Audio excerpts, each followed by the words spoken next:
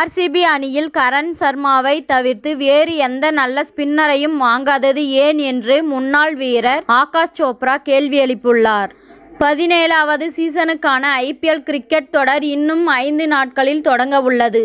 சேப்பாக்கம் மைதானத்தில் நடக்கும் முதல் போட்டியில் நடப்பு சாம்பியனான சென்னை அணியும் எதிர்த்து RCB அணியும் களமிறங்க உள்ளது. இதன் மூலம் IPL கிரிக்கெட் வரலாற்றில் 9வது முறையாக முதல் போட்டியிலேயே CSK அணி விளையாட உள்ளது. இதனால் வெற்றிகரமாக CSK அணி தொடரை தொடங்க வேண்டும் என்று ரசிகர்கள் பலரும் எதிர்பார்த்துள்ளனர்.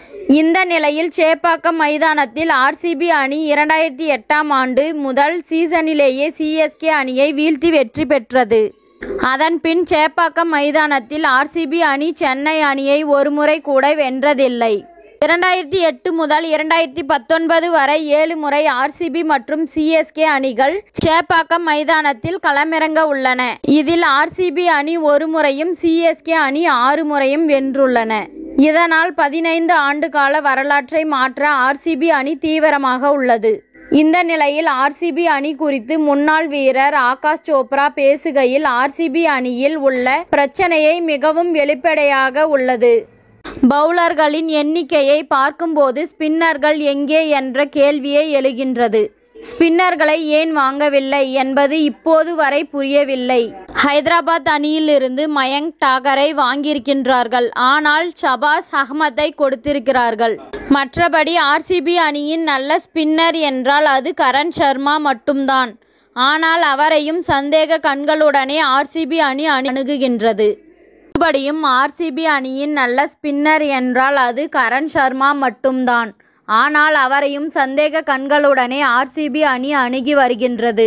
அவரை அனைத்து மைதானங்களிலும் களமிறக்காமல் இருப்பது ஏன் என்றே புரியவில்லை. இதுவரை கடந்த உள்ளூர் வீரர்களான ராஜன் குமார், ஷிமான்ஷு சர்மா, ஸ்வப்னல் சிங் ஆகியோர் மட்டுமே உள்ளனர். சேப்பாக்கம் மைதானத்தில் இவர்களால் எப்படி செயல்பட முடியும் என்று தெரியவில்லை. அதேபோல் RCB அணியின் கேப்டன் டு பிளெசிஸ் ஃபார்மில் இல்லை. SA-20 லீக் தொடரில் அவர் வெளிப்படுத்திய ஆட்டம் பலருக்கும் சோகத்தை ஏற்படுத்தியது.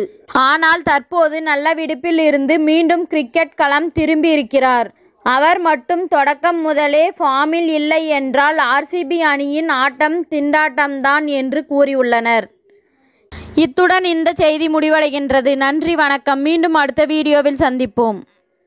மேலும் இது போன்ற சுவாரஸ்யமான தகவல்களை அறிய தமிழ் சிறை சேனலை சப்ஸ்கிரைப் பண்ணுங்க, ஷேர் பண்ணுங்க, லைக் பண்ணுங்க மற்றும் கமெண்ட் பண்ணுங்க.